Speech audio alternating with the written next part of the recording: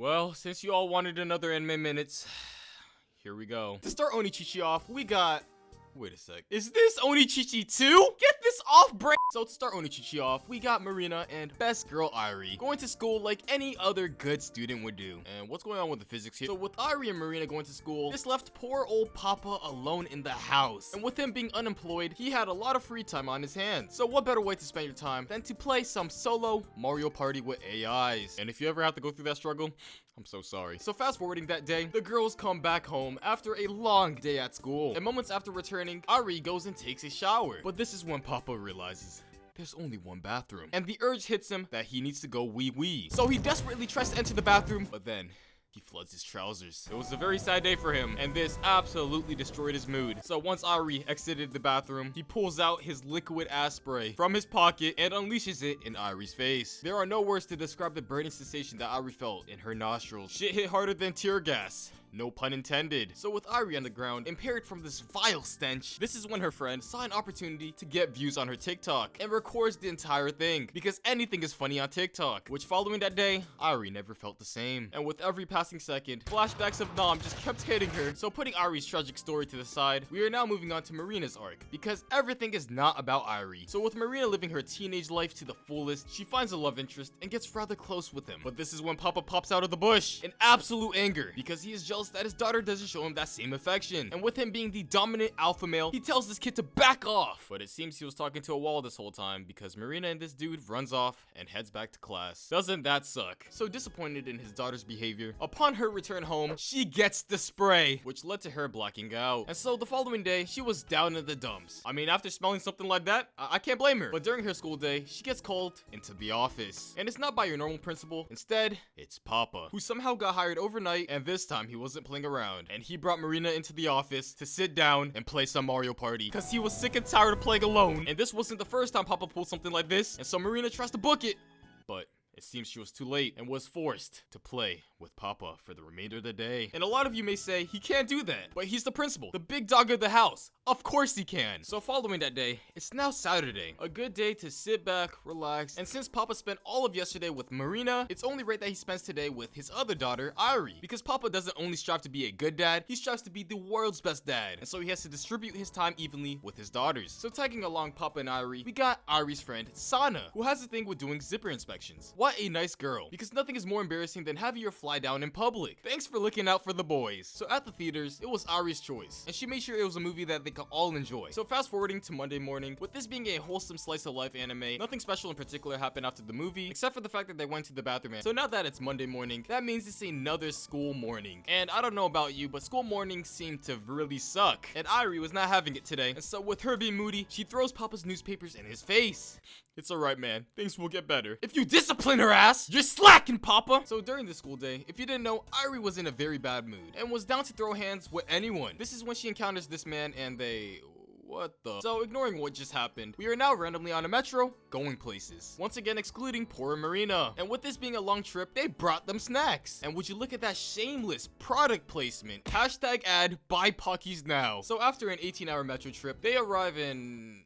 a place. It looks like an awfully beautiful place. They even got random hot spring eggs laying around. What is this, Easter? So of course with visiting a new place, they gotta book a place to stay. And they get a place with such a beautiful view where they can see a bunch of trees and a stream of water. And this is when Irie says, indoors is lame, I'm going out, and takes a nice walk around. This is when a level 58 threat appears and almost ganks Irie from the back. But luckily with this being a predictable shonen, the main character arrives with his liquid ass spray equipped and neutralizes the enemy. And my god, what is going on with the gravity here? So then after dealing with that near-death experience, Irie and Papa head back to the room. And the first thing Irie turns to is the hot springs. This is when that very generic moment where the main character walks in happens, and it seems he accidentally brings his GoPro with him. So with this occurrence happening, Papa tries to explain himself and tries to explain that it's not what it seems, and that he was just using his GoPro to take pictures of the moonlit sky. But Irie doesn't accept his reasoning and splashes water on him. Like, what the heck? So after that unfortunate misunderstanding, Papa and Irie head back in and have a nice dinner, followed up with sleepy time. And then fast forwarding to the morning, morning, Marina somehow tracked them and acquired access to their room, which the security of this place is quite questionable. And because Marina was angry that she got excluded from the trip, she bullies Papa with a pillow. That was so mean and uncalled for. So with all three of them all together now, they go through this trip like normal. Just some wholesome family bonding time, and not much happens. But of course, to keep the plot interesting, this is when Ari wakes up with amnesia, which turns her into a literal toddler. They even bring a doctor in, and he was like, yeah,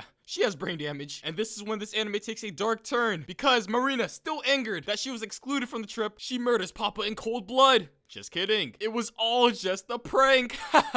Which was actually intended for toddler-brained Irie. And let me tell you, they got her good. So good that she lost her amnesia and gained her memories back, and now she's back to normal. Hooray. And that's what you gotta appreciate about Oni Chichi. It's very unique narrative. And I don't know why I'm talking like this is a review. But anyways, moving forward, they return back home. But it seems when they arrive, their front door was already unlocked. So who could have broken into their house while they were away? Well, it's Ari and Marina's mom. And Papa's sweetheart. And she's finally back after working those long nights at the club. And with her being away for some time, they do some nice catching up at the dinner table, like any other normal family would do. And when nighttime came around, it was this night Papa found out he liked men. So to escape this awkward situation, he takes his daughter Marina on a road trip in the middle of the night, like every other normal person would do. And it seems on this road trip, they wanted to go sightseeing, so they go to the best place possible for that, which is a makeout forest. Which absolutely nothing happens here, I swear. So after that joyride, they go back home. And to prevent that same awkward situation from occurring again, the floor becomes Papa's new bed, which the following morning, Ari and her friend thought he died. But false alarm, the main character never dies. So moving forward to later in the day, it's the school festival. Times of fun,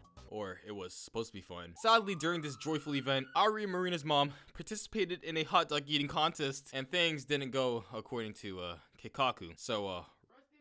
So to take their minds off things, they head to the beach because they just lost their mother to a hot dog eating contest, and it's not healthy to dwell on things. So they have the time of their lives. And does anyone know where I can get a banana float like that? Never mind. Seems Ari needs it more because her ass can't swim. But luckily for her, there's a lifesaver that comes in and saves the day. Let's go, plot armor. Oh, and I just realized something.